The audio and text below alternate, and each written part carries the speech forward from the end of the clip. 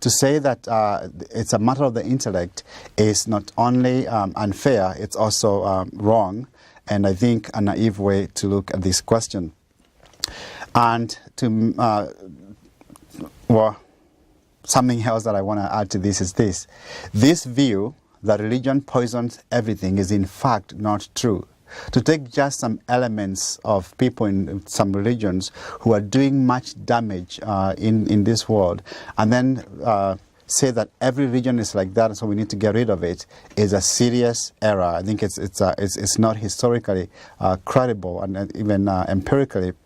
I come from Kenya, and I have seen people all over Africa who have sacrificed so much, their own lives, their families, and all that, in order to bring the message of the gospel to people who they don't know from Adam, only because they believe those people are made in the image of God, and they are not causing damage in their lives. They're improving their lives by bringing in education, water, and hospitals and all that. They're doing a lot of good. If you don't believe me, just Google an article that was written by an atheist named Matthew Paris, and the article is entitled, "As an Atheist, I Really Believe Africa Needs God," and you'll see the good that missionaries do and people who are committed to Christ do in some of the most difficult parts of the world. So to say that religion poisons everything is not the best way to look at the role of religion. It's not intellectually, historically honest. It's not even empirically honest, because that is really not the case. So that view that we need to get rid of religion is doomed to fail right from the start. That's not going to happen. But there's a deeper reason why God won't go away, not just because of practical matters, but there's a much deeper reason why that's the case. And I'll just mention one issue here, and that's the question of the meaning and purpose of our existence, the meaning of life, the question of the meaning of life. If God doesn't exist, then life is meaningless, and that's a very difficult thing, as we will see, with a lot of people. Now, when we ask whether or not life has meaning, it's very, very important that we are very clear on what exactly we are talking about, because there's a lot of confusion on this issue. People will point to things that they find enjoyable, from which they derive pleasure and satisfaction, and say, my life has meaning because I'm able to enjoy these particular things. But the question of the meaning and the purpose of life sometimes has nothing to do with things that we find enjoyable or pleasurable in this world. That's a very different question. When Socrates said that the unexamined life is not worth living, he wasn't asking whether or not there are things that we find meaningful, that we find from which we derive pleasure and satisfaction in this world. And to see this, we just need to remember excuse me. We just need to remember that it is possible to find pleasure and satisfaction in things that are nevertheless meaningless. It's possible to find pleasure and satisfaction in things that are not meaningful. I remember when I was going to seminary in California, there's a public university that I used to go there to study. It was a nice place. I just loved being there. And there was this one man. He would come with a few books in his bag. He would go to the library for about 20 minutes. Then he would get out of the library, go behind the library. There was a recreational park there. And what he would do is he would pull out a tennis ball and he would try for about 3-4 hours. No kidding. He really did this, and maybe he's still doing it today. He would go out with a tennis ball, and all he did was try to balance a tennis ball on his index finger. He would put it on his finger, it would roll away from him, he would walk over, pick it up, walk back a few steps, put it back on the finger, and he would repeat this over and over again. And he seemed to be having a really great time. But I'm sure you would agree, psychologically honest people or healthy people would agree, and if you don't mind, I'll put you all in that category right now. We would agree that that's a meaningless activity, and even go further and say that maybe there was something wrong with this man, although he really enjoyed what he was doing. It is possible to find pleasure and satisfaction in things that are not meaningful. So the question of meaning the issue of pleasure and satisfaction could be sometimes irrelevant to the question of meaning and the purpose of life. It is also possible to engage in activities that are very meaningful without finding any pleasure and satisfaction in them. It's possible to engage in activities that are meaningful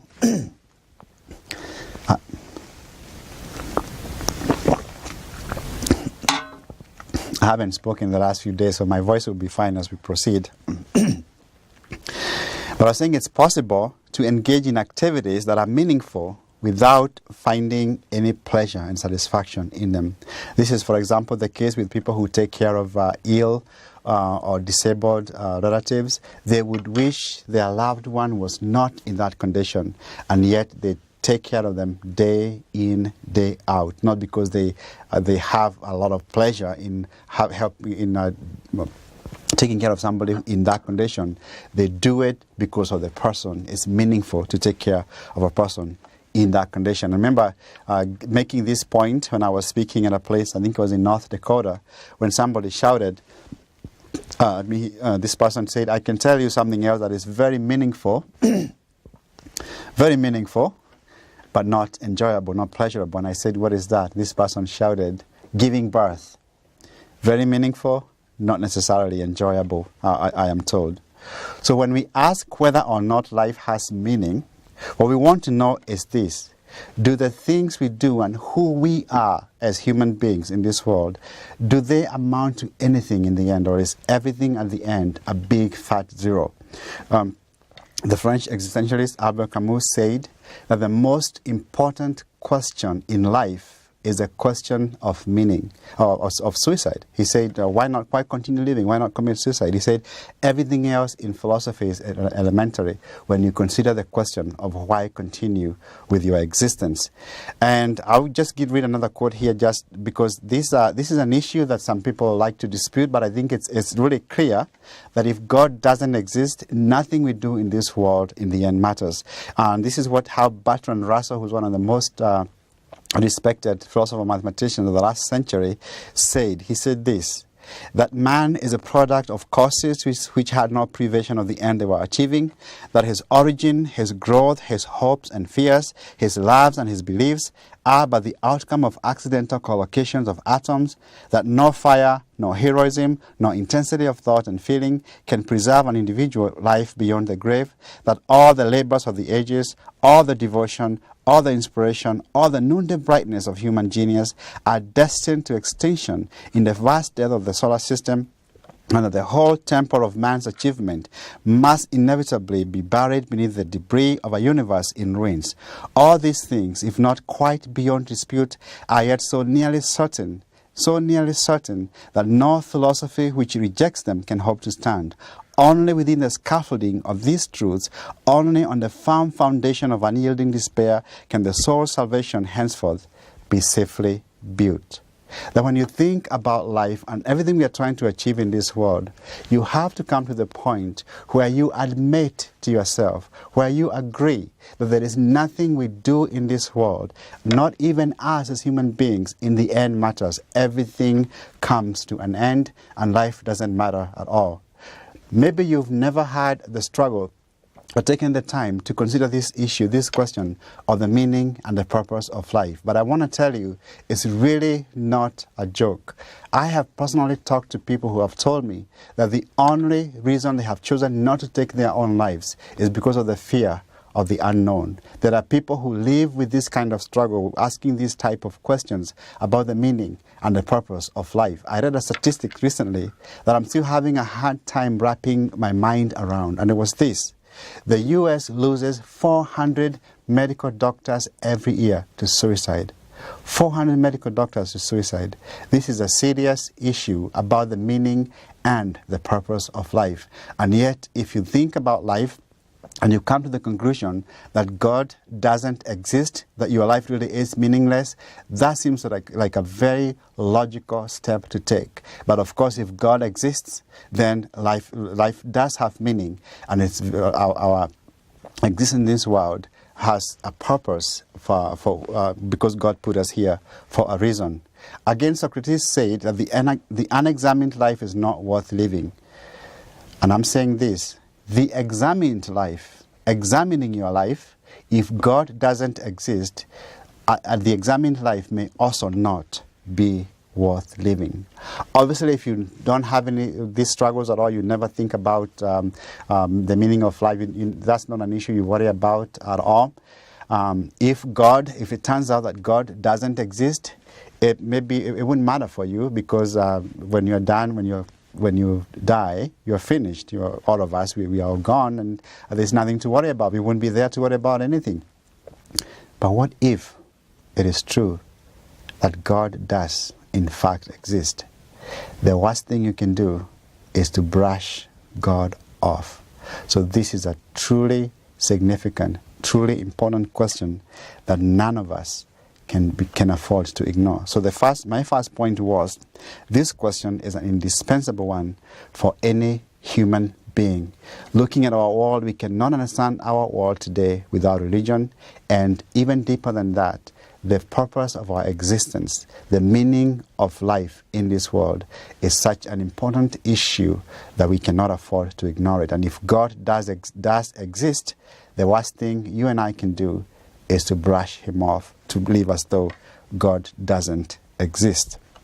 Now, the fact that pragmatically we cannot understand our world without religion is intellectually respectable, and it deals with the issue of the question of the meaning of life and all that. That doesn't lead to the conclusion that therefore God exists. It doesn't lead to that conclusion. So what I want to do in the next few minutes is to give you some reasons why I think it makes sense for us to believe in God and to worship God, even without first looking at the Bible, although we'll be finishing there. And the first thing that I want to offer is this: the origin and the nature of the universe. The origin and the nature of the universe. The universe that we inhabit points us to the existence of God. See, the most basic assumption of atheism today is a view called physicalism, the view that only the physical universe exists. There is nothing outside the physical universe. The physical universe is a closed system. That's what you have to believe if you are an atheist today, that God doesn't exist. There's no immaterial realities and all that. I know we can go into detail trying to define these terms, but I'm trying to make sure that we don't get sidetracked too far into details on these issues. But if you deny the existence of God, you are left with the view that only the physical universe exists. Now, I want to argue that based on what we know about our world today, that's not really the best way to think about the universe, and especially where it came from. I'm going to argue that the origin and the nature of the universe give us good reasons to think that the physical universe is really not all there is. So let's begin with the origin of the universe. Human beings have always had a suspicion that there is something beyond the physical universe, that the physical universe is not all there is. They have tried, for example, philosophers have tried to argue this point using just philosophy, and they have come up with arguments that I think are pretty good. Because when you look, for example, at the nature of time, time is made up of moments that succeed each other. You can count it in seconds or hours or weeks or years or months or whatever. For example, we are in the year 2014. It's been 100 years since the year 1914, 200 years since the year 1814, and so on. And we can just keep going back in the past. The problem is this: if the past is infinite, we will never be able to get to the year 2014. That would never be possible. Let me give you an example. Take, for example, let's assume the year 2014 is a domino. Let's mark it X. If an infinite number of dominoes had to fall before we could get to this domino X 2014, we would never get to the present. And yet, here we are. So the past, philosophers have argued, cannot be infinite in the past. And even if it were possible for us to cross an infinite number of moments to get to the present, we could never do so by adding one moment after another. You can never have an infinite collection of anything. That's an abstract concept. It's never instantiated in reality, because you can always take something else out or add something in. So the past cannot be infinite. And this seems to be confirmed by science today.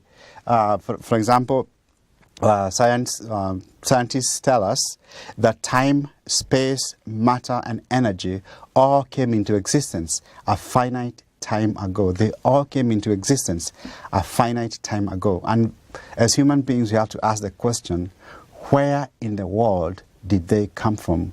Where did the universe come from if it has not always existed?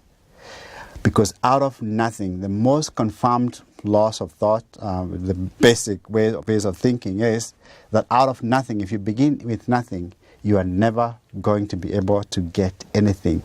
But if it is true that God exists, then we have an explanation for the origin of the universe. But this argument has been defended, for example, by William Lane Craig. In detail, you can look at his work.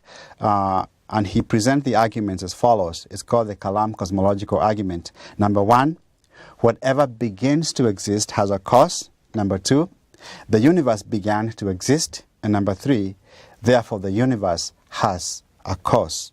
And then when we look at the nature of the universe itself, what we find is that the universe we live in is highly complex. It's very, very complicated. That it has some...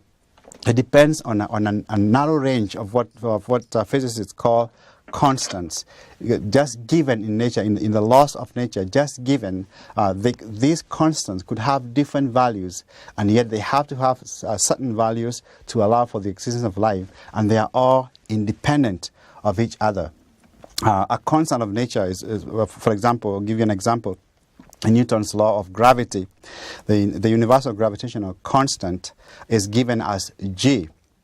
Now, to calculate the gravitational force between two bodies attracting each other, you have to multiply the product of the masses of the two bodies with this constant G, and then divide by the square of the distance between them.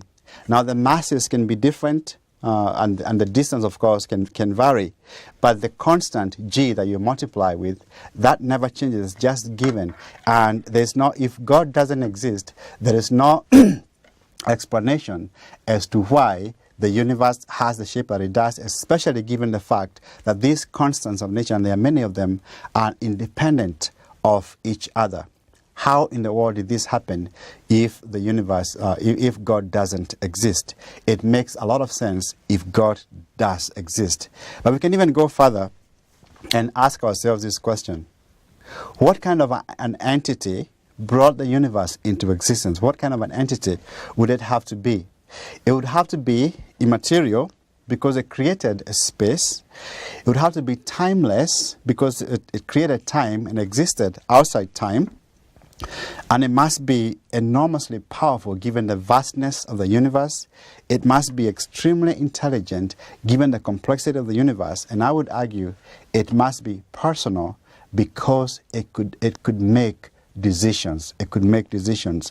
These are the very attributes that our theologians have always given to God. And so even from science itself, what we know about our universe leads us to God. I know there are many models being developed to try and avoid the beginning of the universe, but the accepted view today is that the universe began to exist. That's the accepted view. And so given what we know now, what science is telling us is that the universe was created by an intelligent being, by God, and so the physical universe really is not all there is.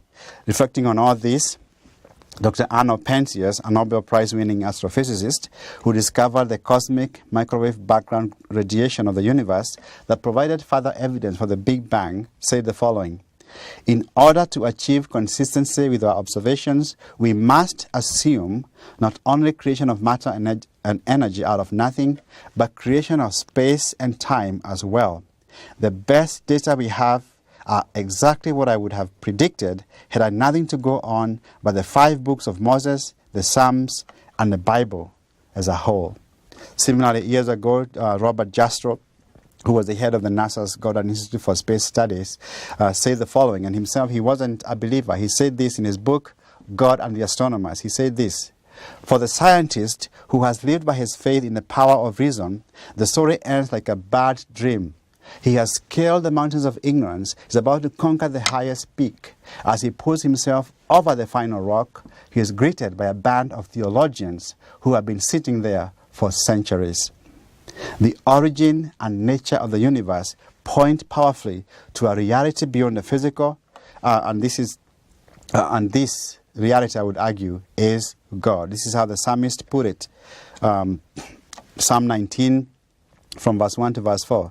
"The heavens declare the glory of God. The skies proclaim the work of his hands. Day after day they pour forth speech. Night after night they reveal knowledge. They have no speech. They use no words. No sound is heard from them. Yet their voice goes out into all the earth. Their words to the ends of the earth." And in Genesis, the way the Bible begins, "In the beginning, God created the heavens and the earth." The Bible has proven itself over and over again in these matters, and once again, all this points us to the existence of a realm beyond just the physical, to the existence of God, I would argue. So the origin and the nature of the universe point us to God. The other reality with which we are all confronted, and which we cannot rationally deny, is the reality and power of morality in our world. The reality and power of morality in our world. Our experience of right and wrong. Our experience of morality. Not only do we live in a universe that had an origin, it began to exist, is highly complicated. We also find ourselves existing in a universe that comes packaged with rules of behavior, with do's and don'ts, rules of behavior that we did not invent. They do not depend on us. Morality is objective. It has nothing to do with us as human beings in terms of inventing it and all that. We do not invent morality. We discover right and wrong. And if that is true, this points us to the existence of a moral being, and the Bible says that we were made in his image, and this fits perfectly, fits very well with our experience. So what do I mean when I say that morality is objective? To say that morality is objective is to say that whether something is right or wrong does not depend on people's beliefs, opinions, or contracts. If something is right, it is right, even if everybody in the world came to believe that it is wrong. And if something is wrong, it's going to be wrong, even if everybody in the world came to believe that it is right. That's what it means to say that morality is objective. We do not invent the laws of morality. We discover them. We find ourselves existing in a world that simply has these laws given to us, these laws of right and wrong. And just think about yourself. Think about things that you consider to be very unjust in this world. For many atheists, it would be the Inquisition or the Crusades and all that. They are prepared to say that those are objectively wrong. But there is a lot of injustice that goes on in this world.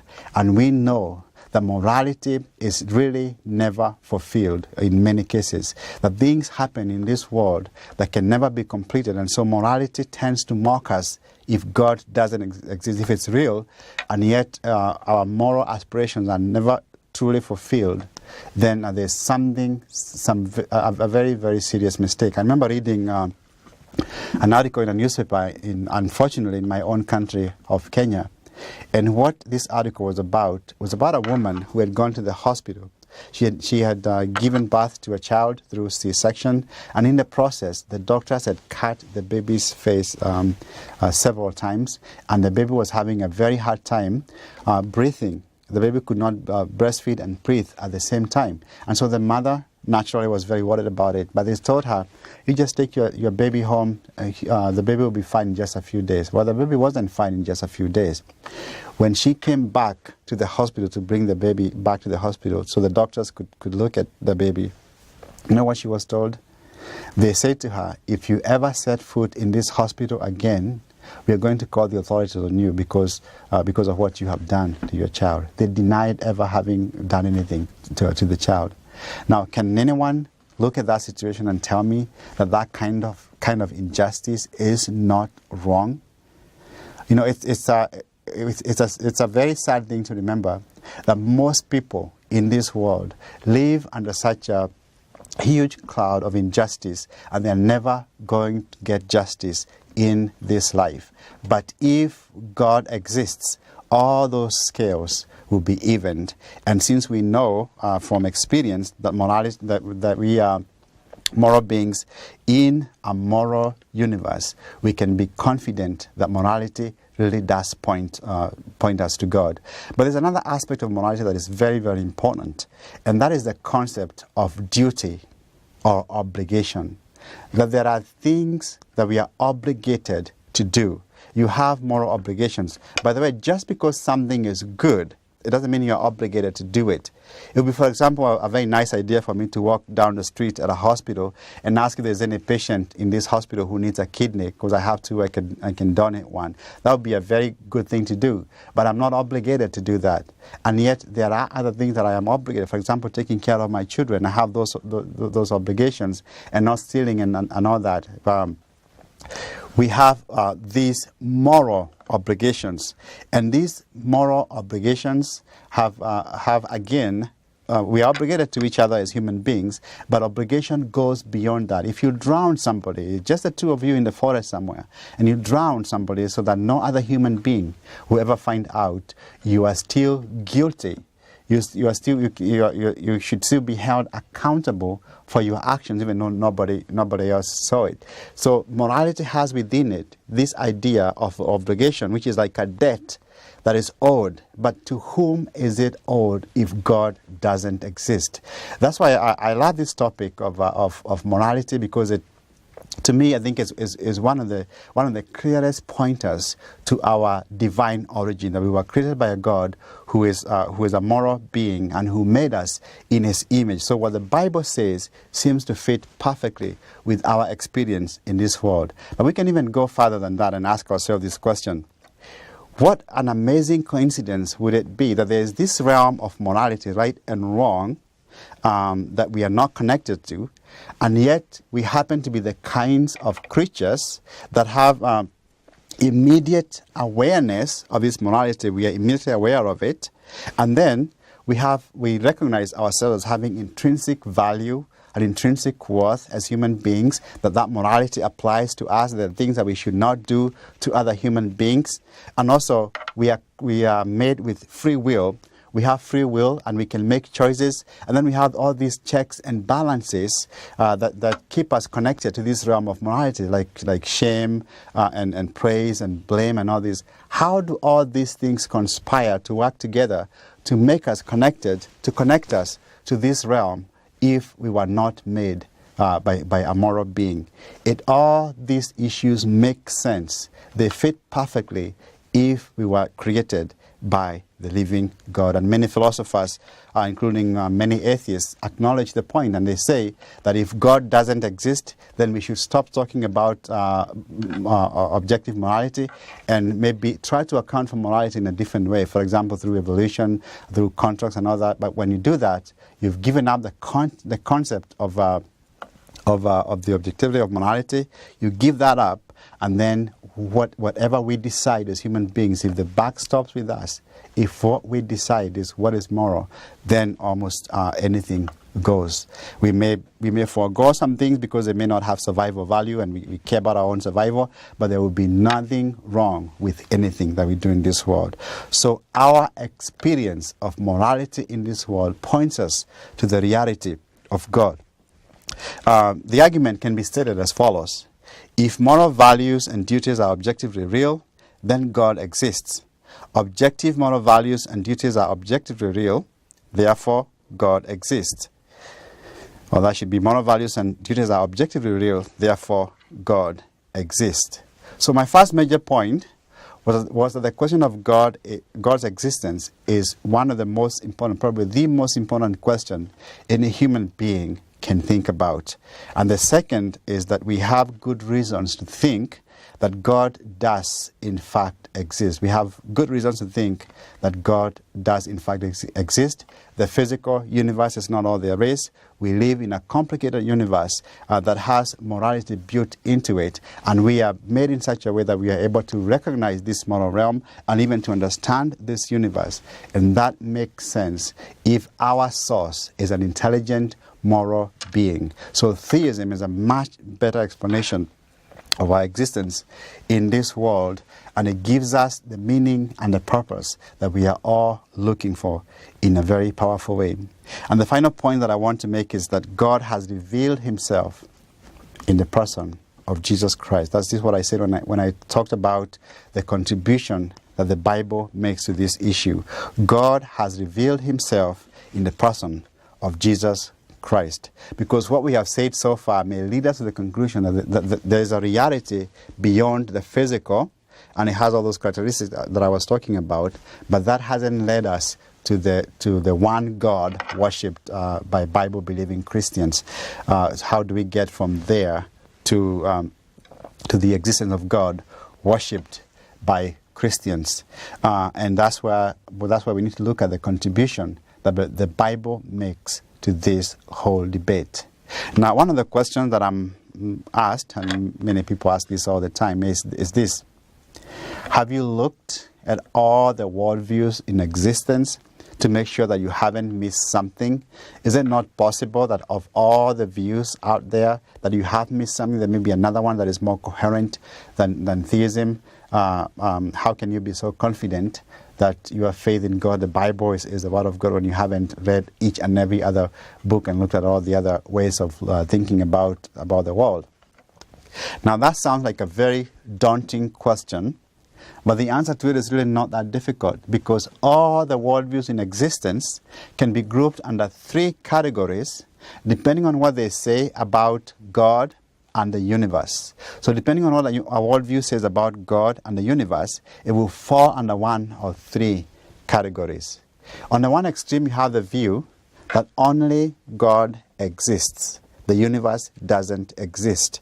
And this is why you'll find many of the Eastern religions and the New Age movement and all that reality at its core is all one inclusive whole. And you ask yourself the question, what about all the people and the desks and the cameras and everything that I may be looking at? What about all these things?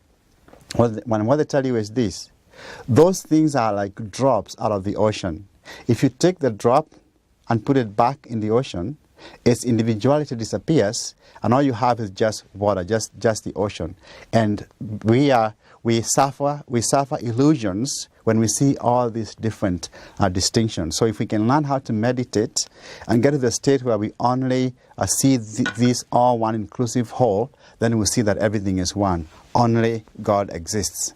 On the other extreme, you have the view that only the universe exists. God doesn't exist. Only the universe exists. And under that, you obviously have naturalism, and different types of naturalism come up under that. And that's why you find atheism as well. Only the physical universe, only the universe exists. In the middle, you have the view that both God and the universe exist. God is eternal and uncaused, and the universe was created by God. And under that, you have Judaism, Christianity, and Islam. So it's really not difficult to evaluate all these views without being experts in all of them. All you need to know is what they say about God and the universe. Now, we don't have the time to offer a critique of these different views. That's a lecture for another day. But I would tell you that it's I find it very difficult to believe, for example, that only God exists, I don't exist, because it's not possible for you to deny your own existence. You have to exist to say that you don't exist. So I find a lot of logical problems with this view. And when they tell me, for example, when talking about the problem of evil, that what I have to do is to learn how to meditate and then see that everything is one so that evil disappears, I am still hurting. So it doesn't even work in practice. It's a serious problem. I remember speaking to a friend of mine who is deeply committed to this way of thinking, the New Age movement and all that. And he said to me, if you can learn how to meditate properly, you'll be able to see that everything in the end is just one. Everything is one. I said to him, he says, you'll be able to see you don't exist, that everything is one. So I said to him, explain what, if I'm hearing you correctly, what you're telling me is this. That if I can learn how to meditate and I achieve that goal of learning how to meditate, once I achieve it, I cease to exist. He said, yes. That's what I'm telling you. I said to him, have you been able to do that yourself? And he said, yes. I said to him, if it is true, that when you learn how to meditate like this, you cease to exist when you achieve your goal, how in the world can you be able to come back and tell me anything about it, about your experience when you are not there in the first place? I'm still waiting for an answer to that question. I see way too many problems with thinking that only God exists, the universe doesn't exist. At least I exist, and I cannot deny my own existence. What about the view that the physical universe is all there is? Well, we've talked about that quite a bit. The physical universe is not all there is, given what we know about our own existence in this world. So it's really not difficult to deal with these issues without being an expert in all of them. So why the Bible? Why settle with the Bible? Or what contribution does the Bible make to all this debate? And the answer, the old Sunday school answer to this question is Jesus. The answer is Jesus in this case. His death, his resurrection, his life, his teachings, he proved that he really was who he said that he was. And what I'm going to do is give you just 3 reasons why I think that the teaching, the life and the teachings of Jesus need to be taken seriously by anybody who's considering these issues. And the first reason I'll give you is the diagnosis Jesus gave to the human condition. The diagnosis he gave to the human condition. Jesus said that our key problem, our main problem, is that we have sinned and rebelled against a holy God. That's our main problem. We know exactly what we ought to do, what we should be, but we just choose to do the opposite. According to the view that only God exists, our main problem is ignorance, and what we need is enlightenment. Atheism, I would argue, doesn't even have a way to frame the question, let alone to begin to answer it. Jesus said that our main problem is not ignorance, not lack of enlightenment. Our main problem is that we have sinned and rebelled against a holy God. And we all prove Jesus right every waking moment of our day. I remember being invited to speak at the Centers for Disease Control headquarters here in Atlanta. I'm not a U.S. citizen, so they had to clear me ahead of time. They sent me a stack of forms that thick to fill out. They wanted to know every address I've ever had, every phone number I've ever had, every country I've ever visited, and how many times, and who I went to see, and what my address was there. All kinds of questions. They asked me when I was born, where I was born. I anticipated the question why I was born as well. Such details. Then when I went there, got to the CDC on the day that I was speaking there, a colleague and I were ordered out of the car. They searched everything in the car. Under the car, they took out the floor mats, they turned over the visors and the engine, and they checked everywhere. Then they told us, park the car over here. So we parked over there. And then going in was like going through the airport. They gave us a badge and they said we could not go to any room. I could not go to any room except the room where I was speaking, and I could not go by myself anywhere. There had to be somebody from the CDC with me the whole time. Do you know what was so ironic about that whole experience? I was there to convince them that human beings are sinful. Why in the world would they go to that length to guard themselves against other human beings if we didn't already believe that? We know exactly what we are like as human beings. We just make accommodation for sin in our lives over and over again. But we know, once again, exactly what we are like. Our parents and teachers spend the first few years of our lives teaching us how to say and write our own names. And then we spend the rest of our lives traveling around with photo IDs to prove that the names we call ourselves are really our names. We invent superb machines like computers, but we also have to invent sophisticated software to keep those machines safe from viruses which we ourselves create. It is not enough to have an email account or a bank account. You also need a password not only to you to protect yourself from other human beings. We make accommodation for sin, and we become used to living like that so much that we don't really see its destructiveness, and it becomes an old friend. But the Bible has a very grim view of what sin is, because sin is a defect in our being. It was not meant to be the original part of who we are as human beings in this world. It distorts God's people into grotesque distortions of what God intended for them to be. Jesus said that our main problem is sin, not ignorance. When some misguided young man breaks into the local gas station, we are told that some education and a little training in manners would solve that problem. What do we say when our Ivy League educated luminaries bankrupt our financial systems? D.L. Moody said this, that if a man is stealing nuts and bolts along the railway line, and you take him to college and educate him, by the end of his college education, he'll be able to steal the whole railway line.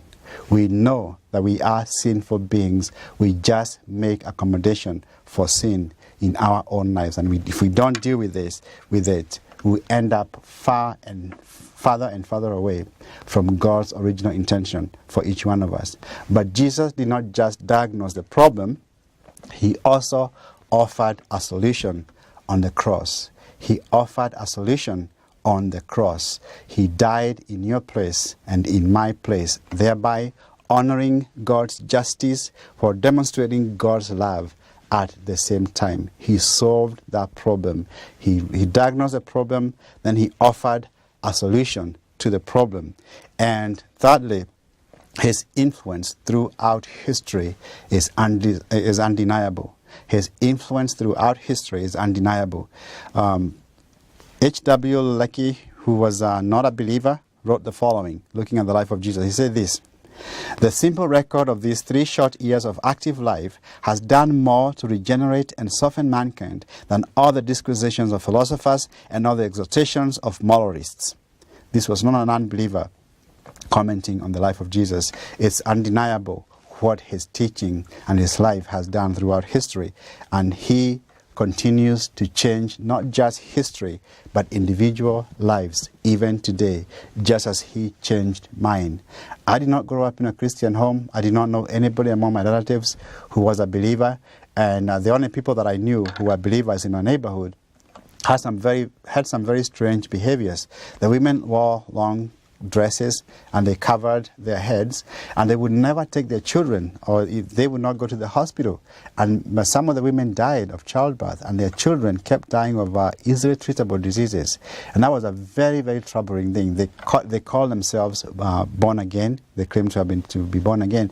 And I remember my family, my friends and I we were all very concerned about them. The very last thing we wanted to do was to be identified with anybody who read the Bible or who believed in the Bible or who claimed to be born again, because it was like the end of the world to us. But I remember my family moving to a different place where there were other types of Christians who looked normal, and yet they believed in the Bible. So I started to take it a little bit more seriously. And a missionary friend of mine who's from the U.S. actually took it upon himself to help me understand what the Bible was about. So I ended up giving my life to Christ. And during the time that I gave my life to Christ, God did amazing things in my life in answer to prayer. Now that I won't go into that right now. But my mom and dad were having serious problems, backing up a little bit further a couple of years before. And they had sent my sister and I to go and live with my grandmother. And my grandmother was like a second mom to us, because we lived with her for almost a year or 2 years, just my sister and I. So we got to know her really well and to love her. She was highly respected in her neighborhood. She was also addicted to tobacco. She used to sniff tobacco. When she ran out of it, we would walk long distances even at night to get it for her. And And she was also very much afraid of death because of some superstitious ideas that she held. So when I became a Christian, I wanted to share this message with her. I could not wait for her, for me to go to her place, or for her to come over so I could tell her about salvation. When I did, I told her about the Bible and about God and all that. She was very disappointed in me. She said to me, "The only reason you have fallen for the white man's religion is because you are too young to understand what these people did to us." She had watched as a kid the missionary come in and the colonialists came in at the same time. They had taken everything from her family and she wanted nothing to do with their religion. But I kept praying for her and trying to explain the gospel to her, and there was no reaction. Before I left Kenya to come to the US, I took another chance to explain the gospel to her. Again, no reaction of any kind. I didn't even know whether she heard me. I left, came to the US, and I was here for about 6.5 years, not having gone back to Kenya. I called home and my grandmother happened to be there, and she asked if she could speak to me. And when she came to the phone, I knew she had something very important to share with me. She told me that, she said to me, "Child, I heard what you told me about asking Jesus to forgive me of my sins." And she said, "I tried it. I asked him to, and you know what? He did. The moment I prayed to receive Christ, he took away the desire to smoke tobacco. I have never touched it ever since, never had the desire for it at all." And then she said this, "Long before you were born, I used to make purses, and I have made one for your wife by which she can remember me until